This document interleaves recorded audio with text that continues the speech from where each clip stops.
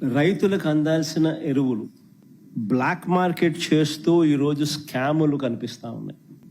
దాన్ని నిరసిస్తూ మా పార్టీకి సంబంధించిన నాయకులు, కార్యకర్తలు రైతులకు తోడుగా నిలబడుతూ రైతుల పక్షాన రైతులతో కలిసి ఆర్డీఓలకు నిన్న అర్జీ ఇచ్చే కార్యక్రమం చేశారు.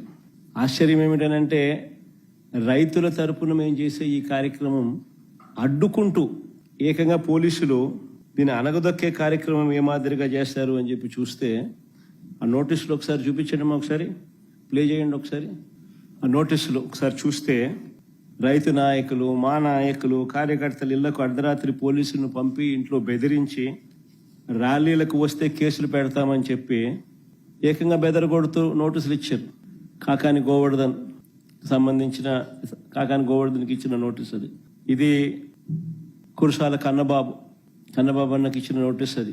ఈ పక్క లేళ్ళ అప్పిరెడ్డికి ఇచ్చిన నోటీసు, అంబటి రాంబాబుకి ఇచ్చిన నోటీసు, ఇంకా ఆ పక్క అనంత వెంకటరామరెడ్డికి ఇచ్చిన నోటీసులు. రైతుల తరపున రైతులకు తోడుగా వైఎస్ఆర్ కాంగ్రెస్ పార్టీ నాయకులు పార్టిసిపేట్ చేస్తే ఇచ్చిన నోటీసులు నేను మీకు చూపిస్తా ఉన్నా. ఏం తప్పు అని అడుగుతా ఉన్నా. అంటే రైతులు ఏమైనా పర్వాలా, ఏమి నాశనం అయిపోతా ఉన్నా కూడా ఎవరు నోరు విప్పకూడదా? ఎరువులు అందని పరిస్థితి కనిపిస్తా ఉన్నా కానీ, ఎరువులు దొరక్క రైతులు అగసాట్లు పడతా ఉన్న పరిస్థితులు కనపడతా ఉన్నా కానీ, ఏ పంటకు గిట్టుబాటు ధరలు రాని పరిస్థితి కనపడతా ఉన్నా కానీ వాళ్ళ తరపున మాట్లాడకూడదా? ప్రజాస్వామ్యం అనేది ఏ రకంగా ఖూనీ కాబడతా ఉందన్న దానికి ఇవన్నీ నిదర్శనాలు. అసలు రైతులు రోడ్డు ఎక్కాల్సిన పరిస్థితి ఎందుకు వచ్చింది? మీరు గన ఎరువులను అందించాల్సిన ఎరువులను అందించి ఉండింటే అసలు ఈ పరిస్థితే ఉండేది కాదు కదా. ఏ రైతు రోడ్డు ఎక్కే పరిస్థితే ఉండేది కాదు కదా. మీరు స్కాములు చేయకపోయినంటే ఎరువుల విషయంలో ఈ పరిస్థితి వచ్చి ఉండేది కాదు కదా.